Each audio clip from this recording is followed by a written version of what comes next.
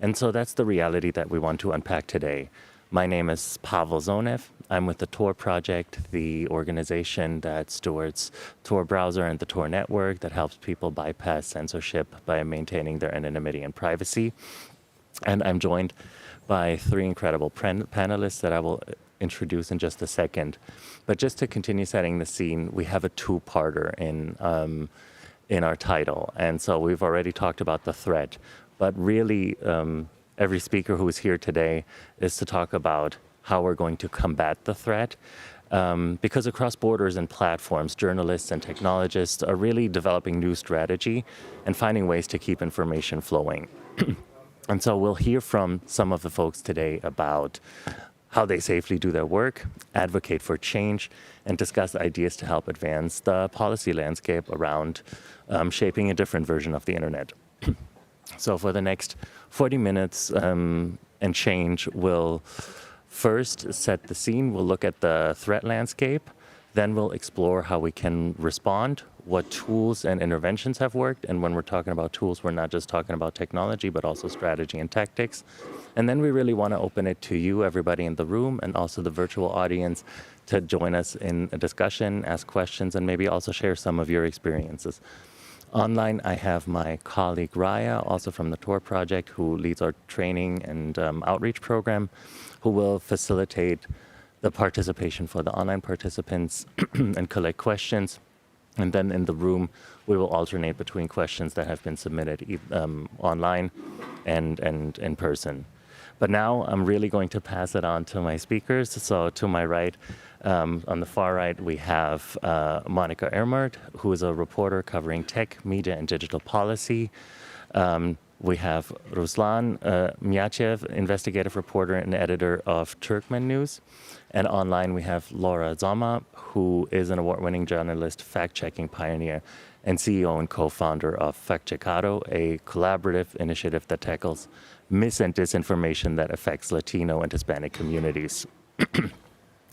But I want the audience to get a chance to get to know you a little better.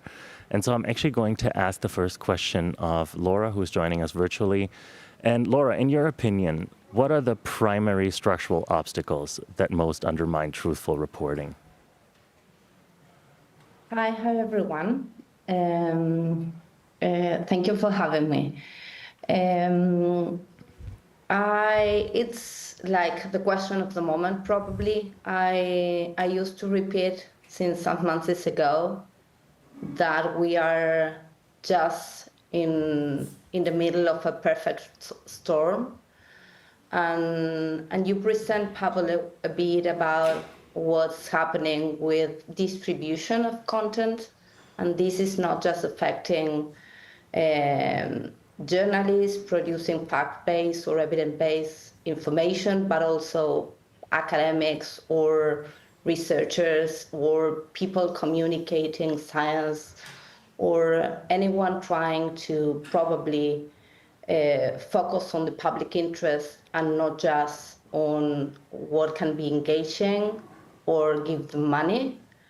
And then the biggest threats or problem that we have today is that the owners of the big techs, that are the ones having the control of the distribution of the content everywhere, decide, and I'm approaching this from the perspective of a Latino founder of a media that produces Spanish in the US. And what happened, at least in the US now, is that the big techs are aligned with the government, and then they decide just to left the theoretical neutrality for the distribution of the content. And they say, we are not necessarily going to be neutral any longer. We're gonna just decide what is best for our business and for the government in a way. Right. And then, as we know, they just shut down not just the third-party fact-checking with fact-checkers in the US, but also some of the policies that allowed the minorities to have their voices heard and other type of hate speech is much more fluid now with Right. the new decision. And we'll dive deeper into this as part of our discussion. But now for Ruslan. So you work in exile. Maybe you can walk us a little bit through what a normal workday looks like for you and how you're dealing with platforms being either switched on or off. Thank you very much. Good morning, everybody. This day started very early in the morning.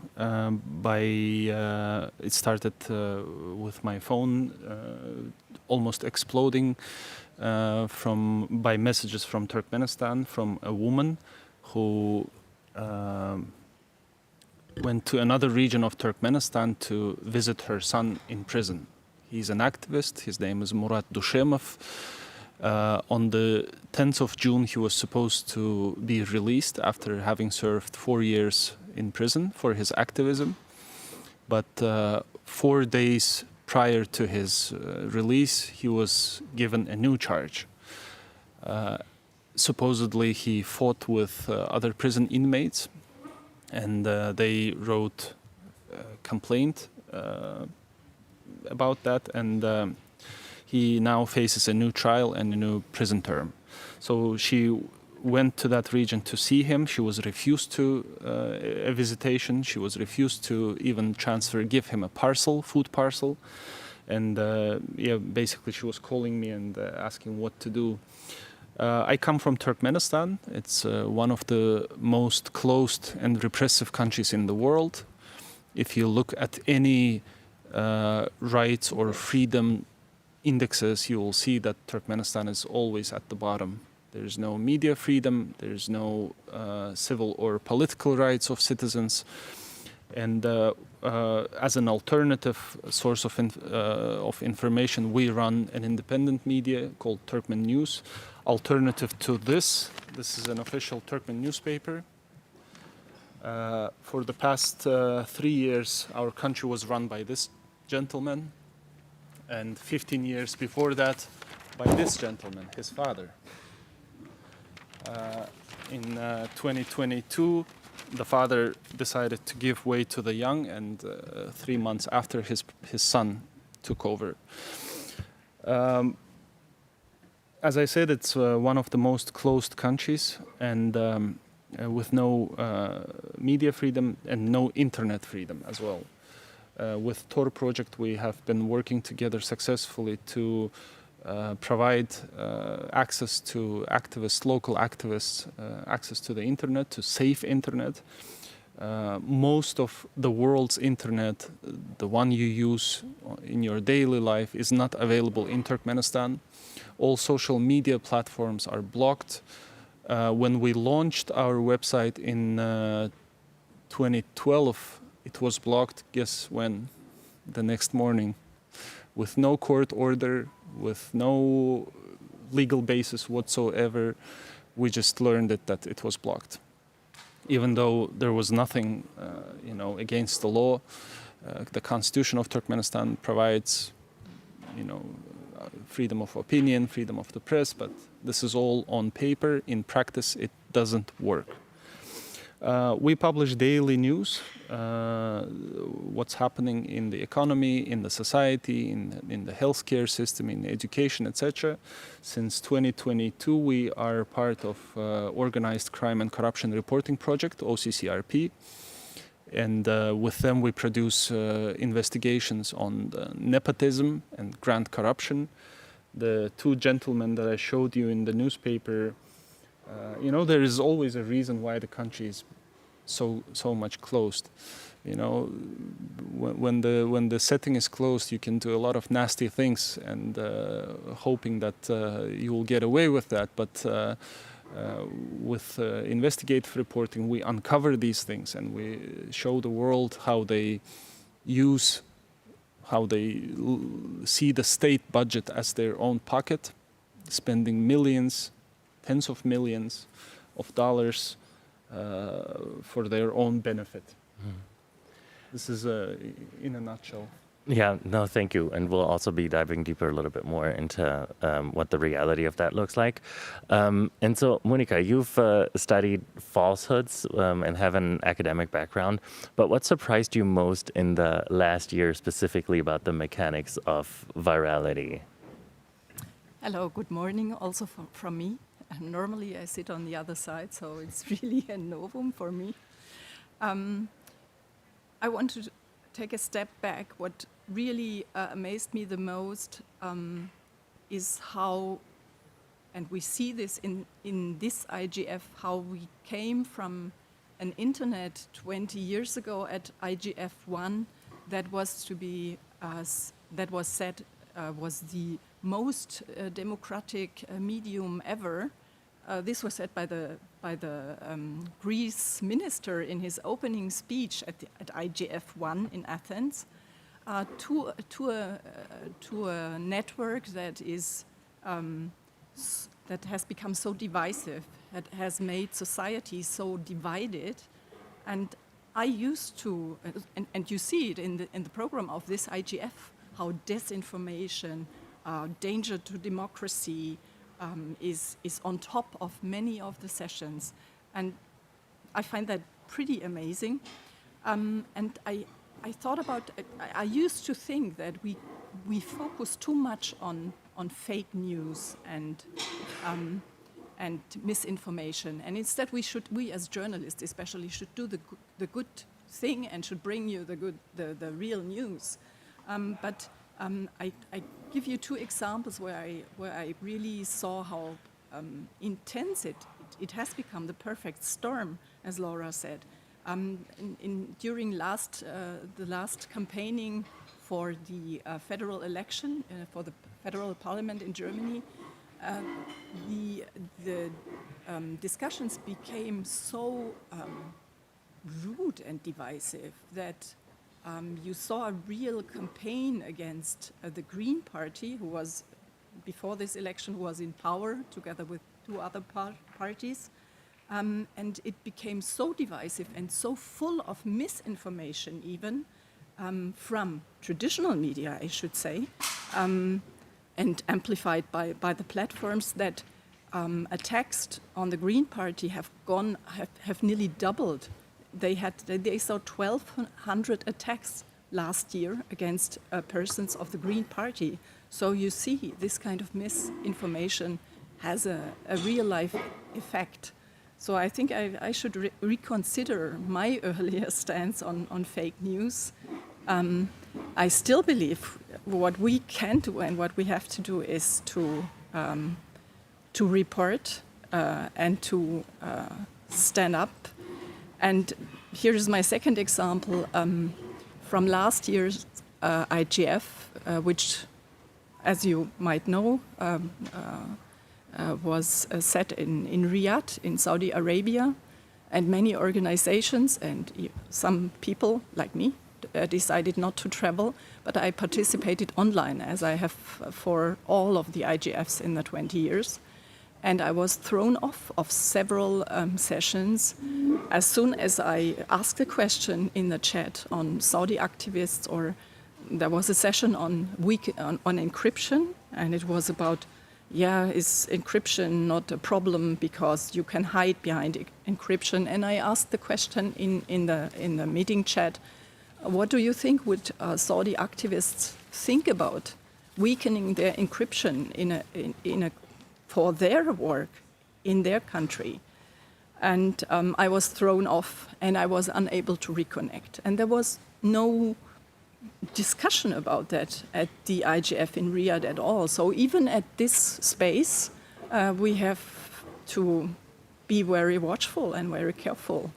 And my proposal to there's always this reviewing, and I never made a proposal. And this time I made a proposal and said, you should consider where you travel, and there should be some minimum things, like really freedom of expression in the countries where you travel.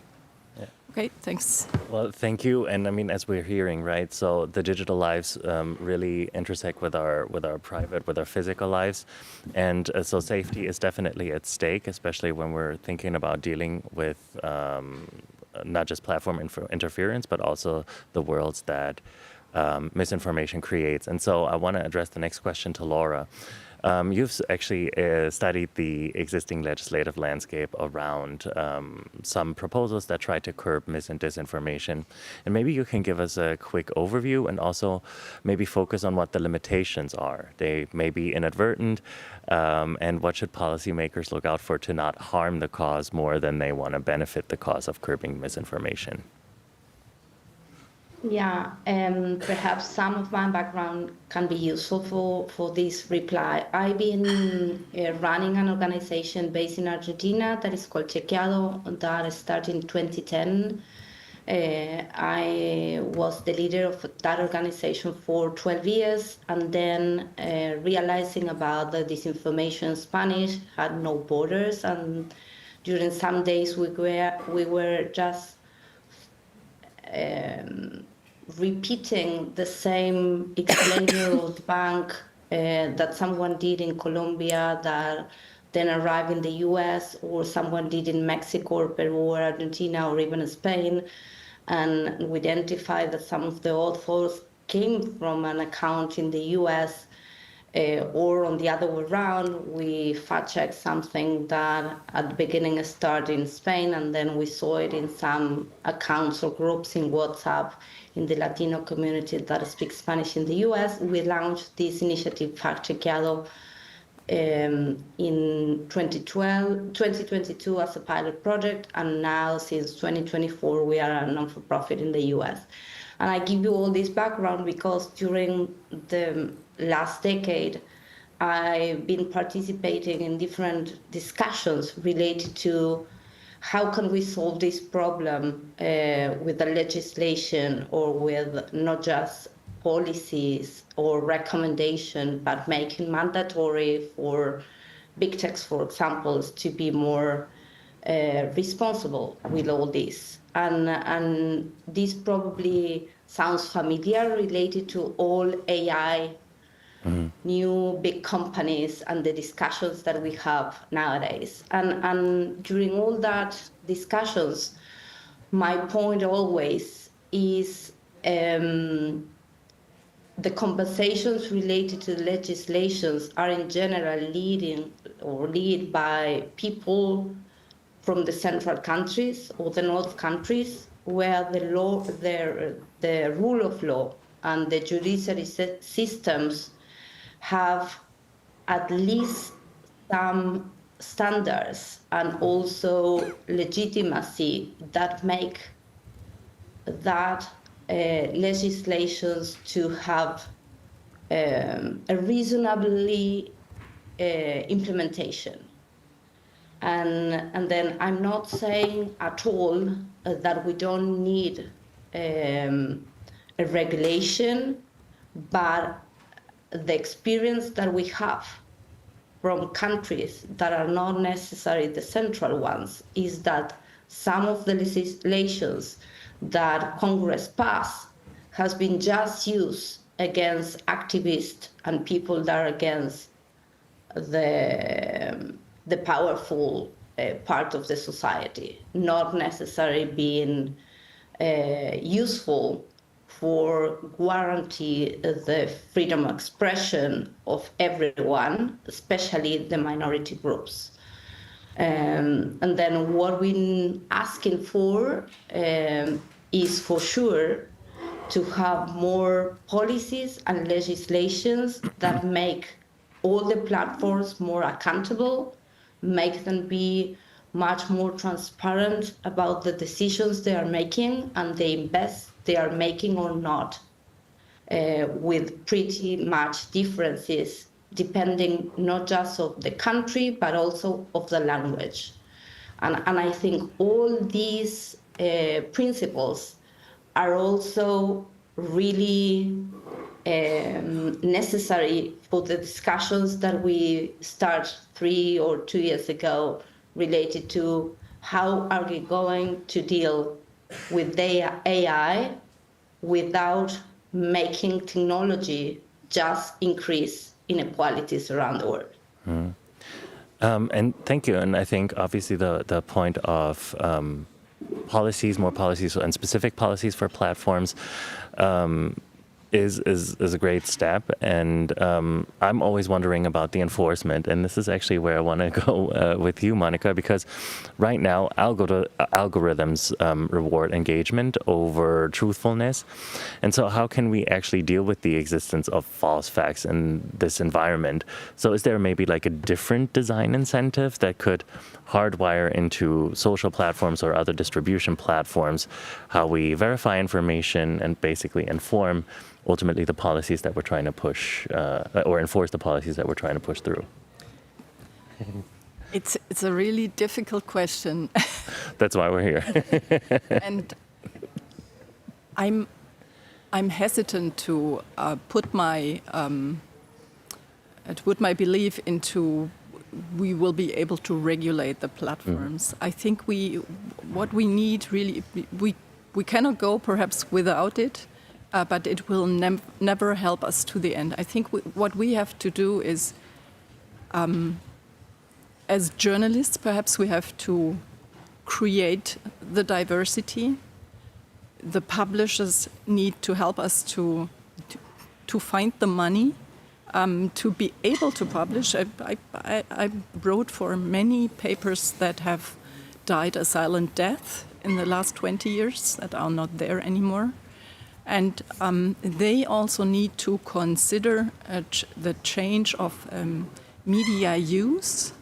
And they need, for example, there have been great ideas in the past that have never been followed through, like people don't read papers or don't see one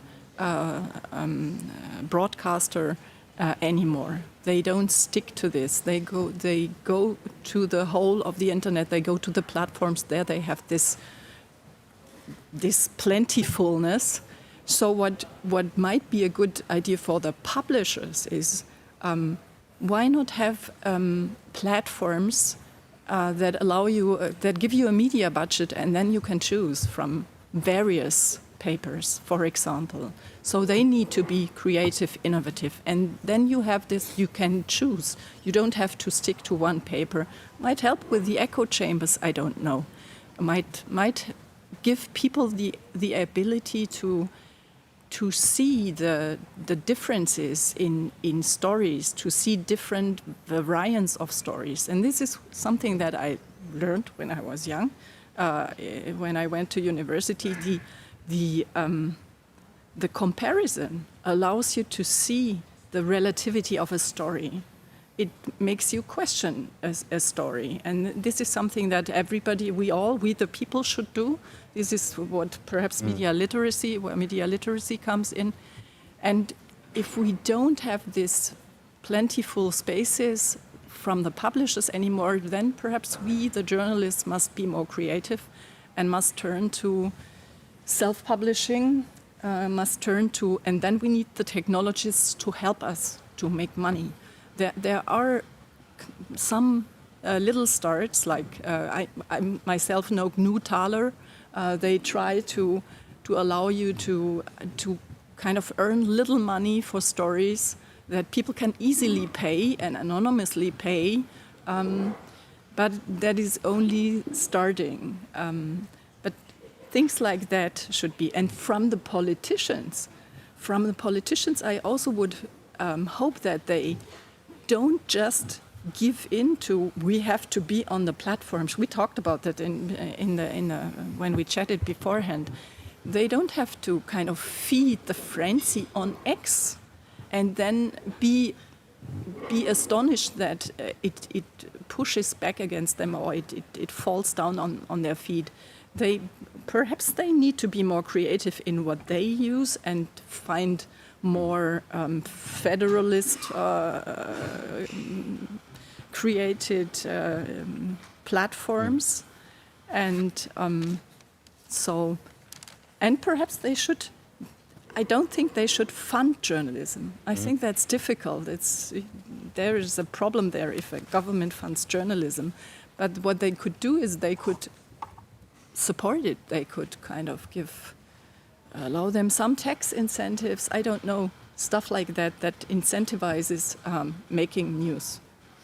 It's very rare that I hear a German talk about how governments shouldn't fund journalism, but we'll offline about that. But I hear a lot of experimentation, and I do really believe that therein lies a great potential, because it's a complicated discussion. We don't really have the answers, but I mean, we should start somewhere. And I know, Ruslan, you have obviously started somewhere, and you've already talked a little bit about the challenges that you were up against, but how have you recently been successful in getting your news and your reporting out? And specifically, I hear that you also have a use case where big tech actually, or the big tech platforms helped you in some way. Maybe you can use Turkmen News a little bit as a case study to describe how such an alternative model could look like. Well, before all conventional social media made it to Turkmenistan, we started as a spam project. We copied and pasted articles about Turkmenistan into a Word file, and using a blind carbon copy, we would send it to people inside the country. Over time, our audience grew, and then finally social media came to Turkmenistan, and of course quickly were blocked. Now we're thinking of actually going back to email spamming, because that is proved to be, living mechanism to reach the audiences.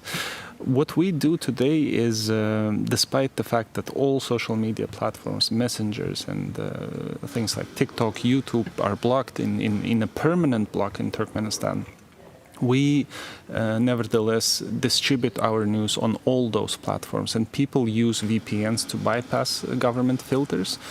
All of the conventional VPN applications that be that NordVPN, Malvat, you name it, they don't work in Turkmenistan, because the Turkmen regime, instead of blocking one particular service, they block entire subnets of IP addresses, making even peaceful websites not available in Turkmenistan. It gets sometimes and funny, and at the same time so outrageous, when you simply cannot check the weather for tomorrow because the servers, the IP address where that weather site is based is simply blocked in the country.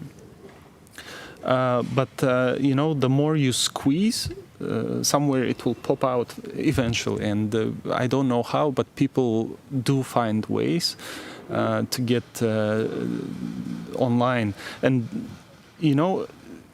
actually corruption is a good thing.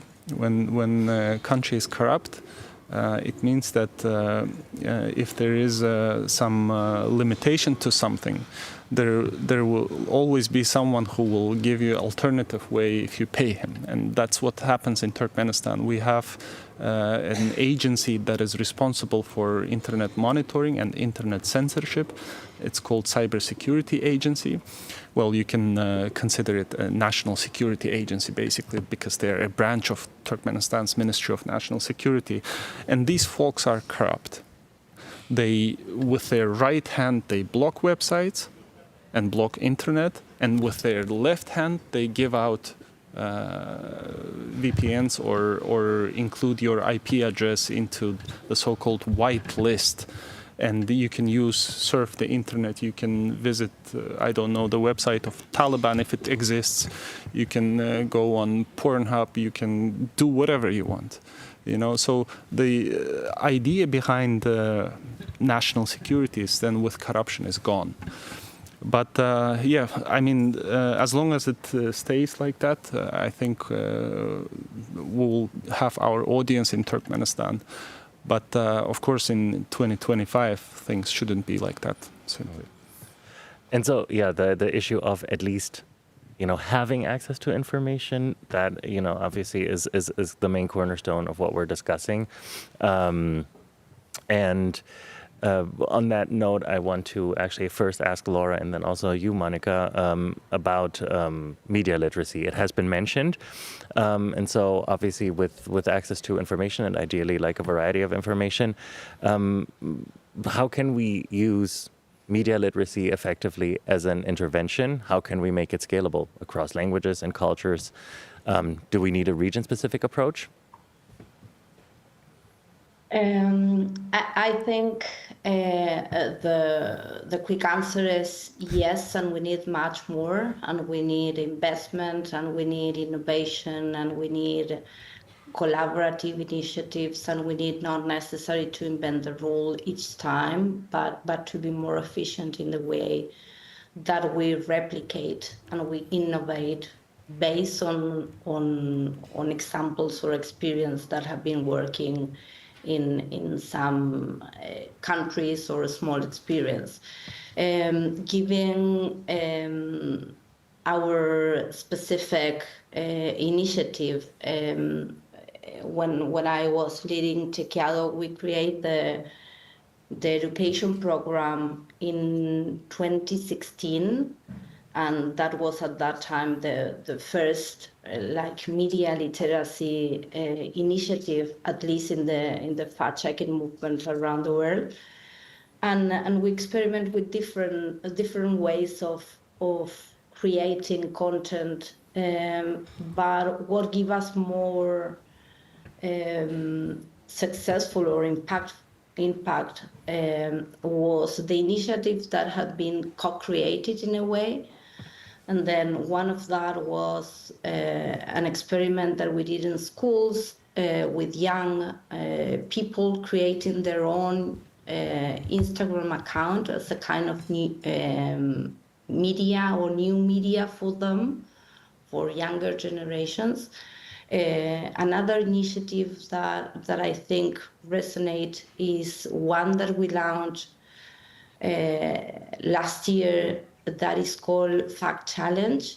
That is a entry media literacy course that people can have in their WhatsApp number, in their WhatsApp account, and it's an invitation for them to test themselves how their critical thinking abilities are working or not in a classroom, not necessarily in the like perfect scenario to make us be critical, but in the real space where people are dealing with this information. And then if I have a tip to recommend any of the journalists or content creators that are in the room or listen to us is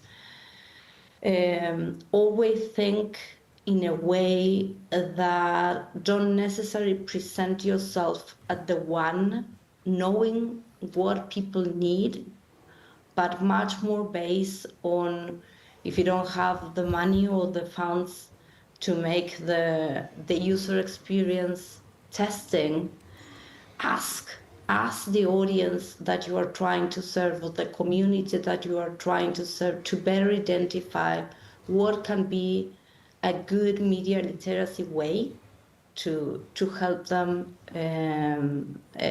to learn. Don't necessarily repeat the same guides or the same activities that a lot of people have been running without necessary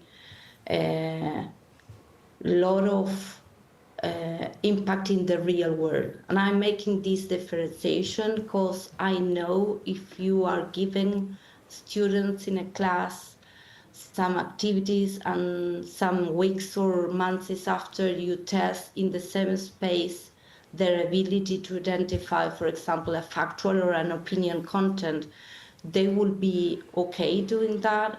But what we need to do is to making just turn on their ability when they are scrolling in a real space that algorithms are creating just to give us like content that is aligned with our biases or prejudice or previous opinions. Then my recommendation is, yes, media literacy is essential, crucial. We need funds to do more of that, but we also need to be more community-centered on the way that we design that content and innovative And yeah, I think we have a list of good experience that I can share with you based on these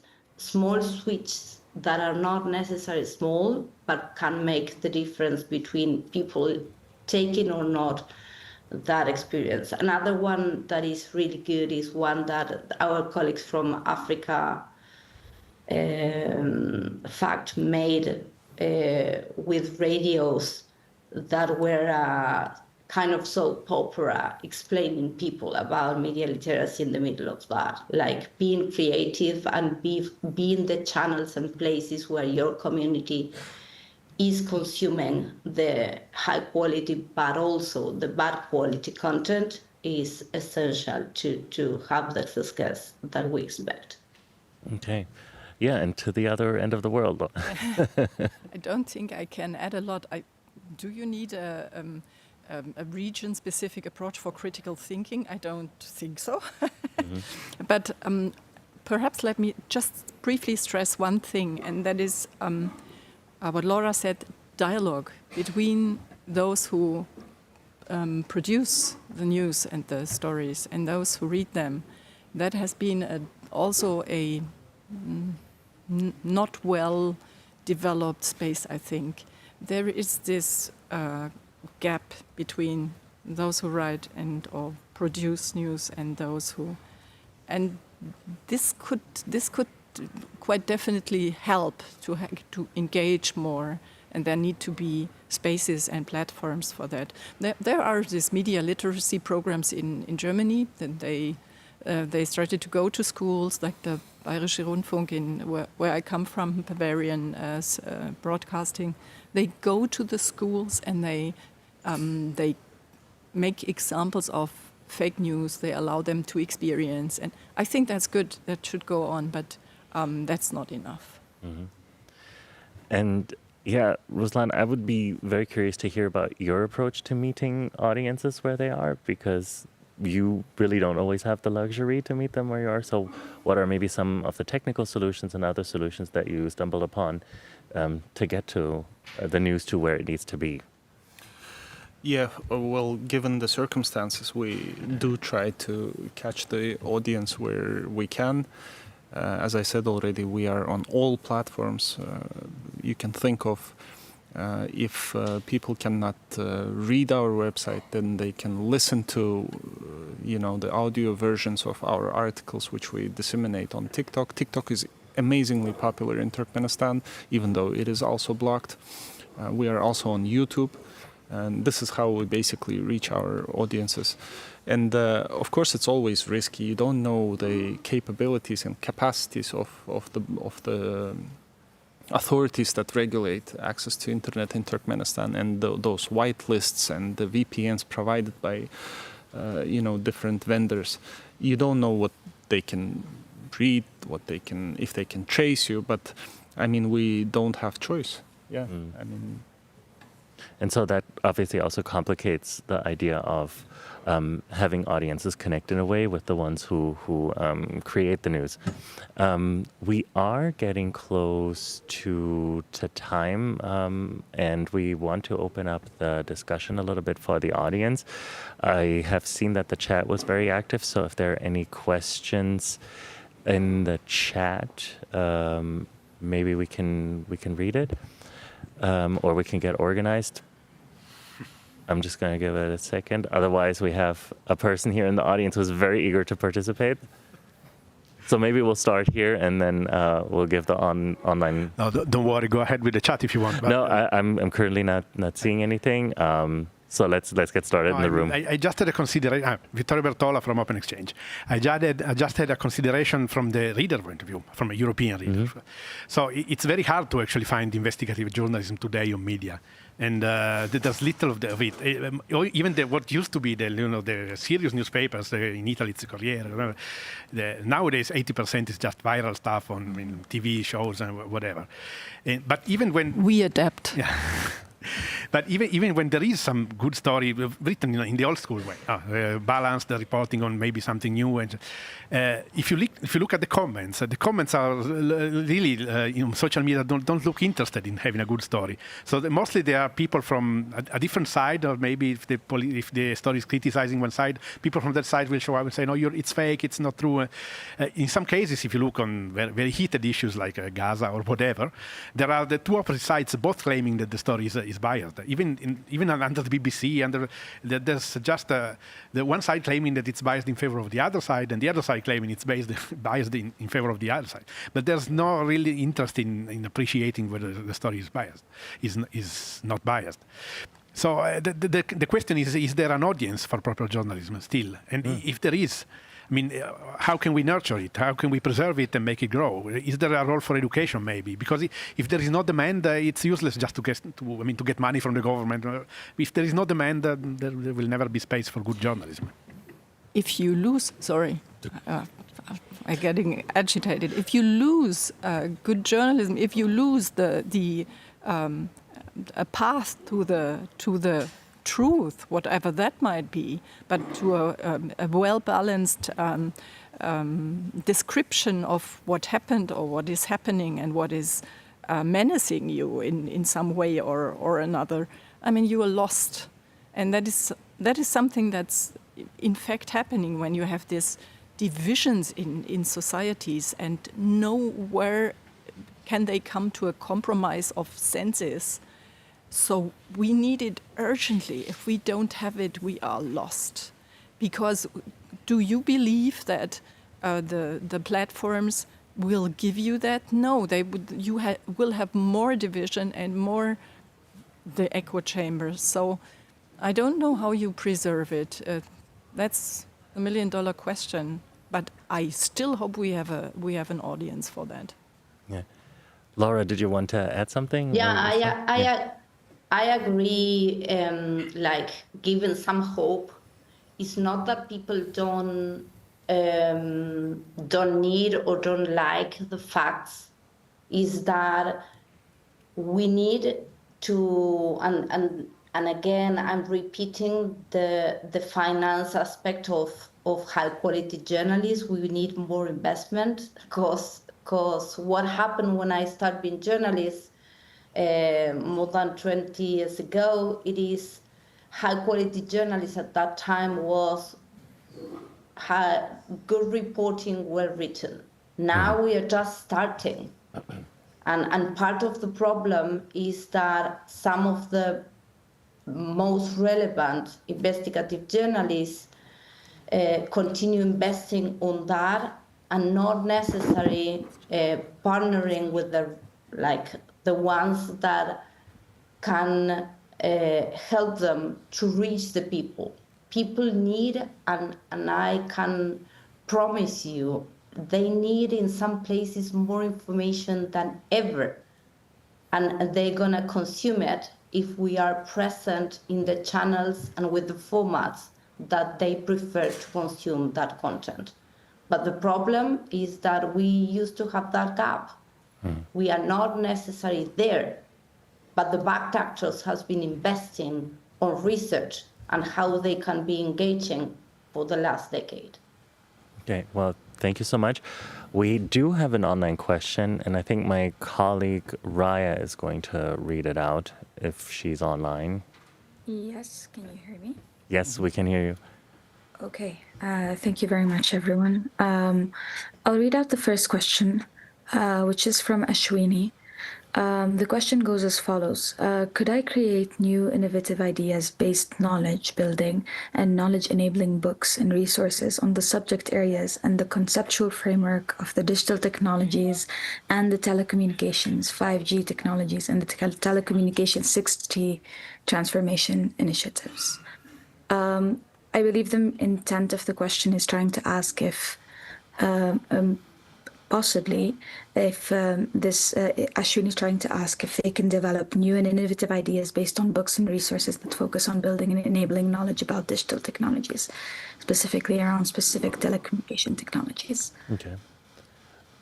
I mean, I'm always curious to see, like, how is that a question for policymakers? I mean, because that would also inevitably require that people have access to the innovative technology across the board, both in terms of being able to develop and produce this technology, but then also to consume it.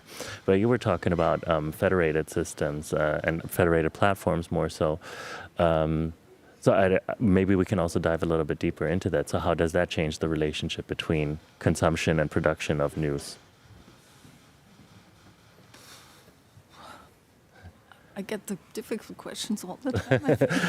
I mean, this is really a question, I think, for everybody in the room, and also, Yeah, please help me out here. yeah, I think we can also have that discussion.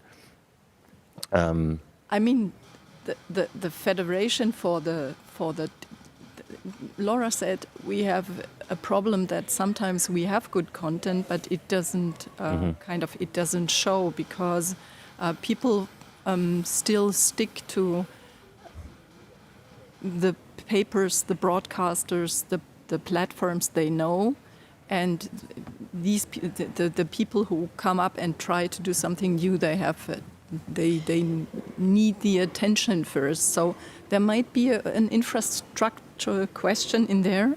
So could in a kind of a federated platform for news that I said that there has been an attempt to do that in Slovenia, I think, many years ago, but it didn't fly somehow. Could that include like free stuff from freelancers, stuff from new portals, and thereby kind of allow people for small money to experience and then to dive deeper into that? And we have a question in the room, and I'm going to give it. But the one thing that I always want to say about that aspect is, when you're innovating, also think about the business models that we've discussed that don't work. Think about incentive designs. We're seeing that the free model or the free as in services are $0 to use, but then capitalize on people's behavioral data. That one isn't working. So with any tech innovation, also keep in mind the social contract that we want this technology to enable. That would be the thing that I would contribute to the discussion. But yes, sir.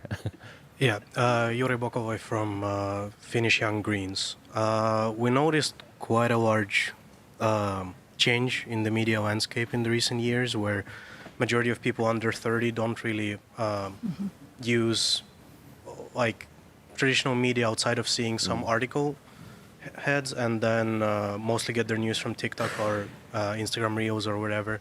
30 to 50-year-olds mostly just read the article, like The headline. names, headlines online, and the elderly are either disconnected because, in Finland, most of the like network-related stuff, ISPs, they're all tied to your bank account, which isn't owned by many elderly people, and they suffer from the digitalization of newspapers because they don't get the paper ones anymore.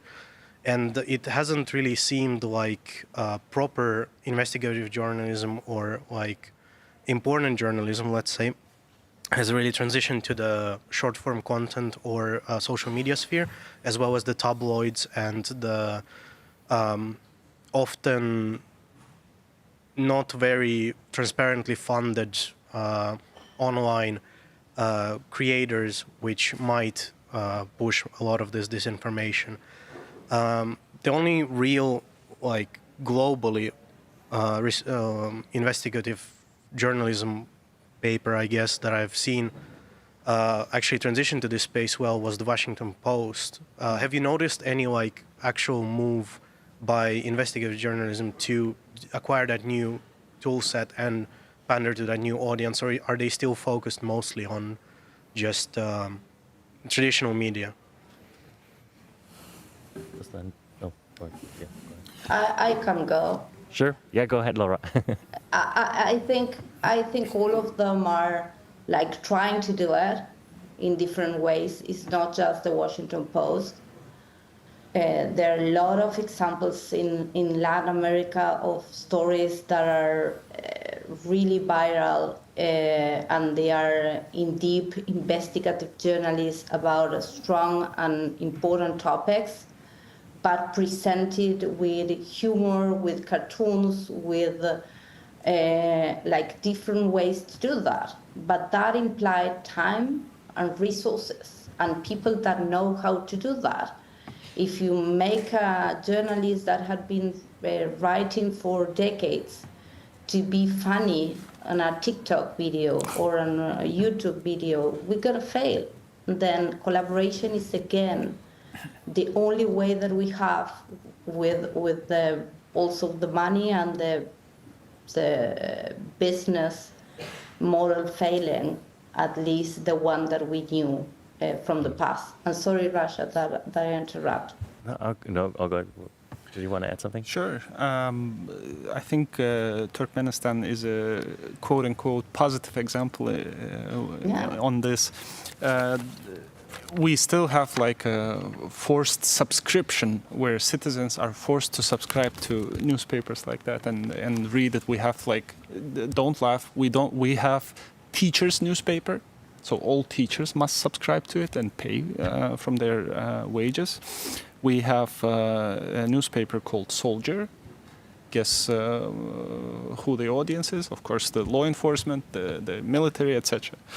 But yeah, of course, I mean, you cannot chase technology. It's simply developing too quickly, too rapidly. And bigger organizations, I can even maybe speak on behalf of OCCRP, it's a more traditional medium. And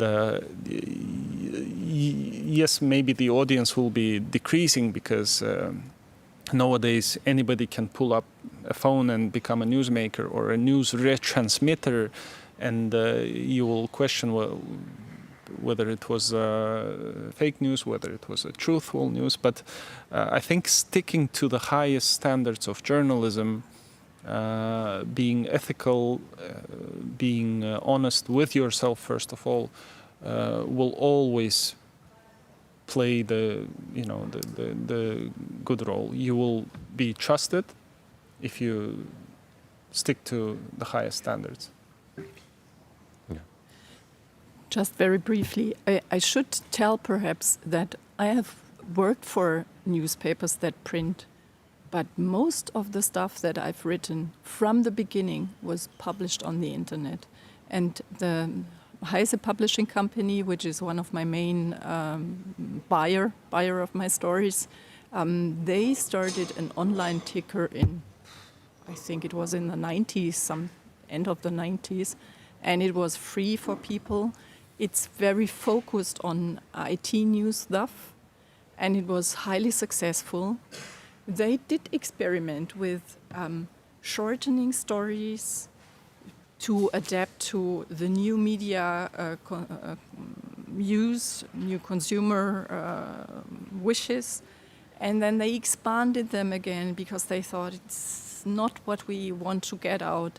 So they have shifted back and forth in between, but that was always online news, and it's subsidized by their print publication and by ads.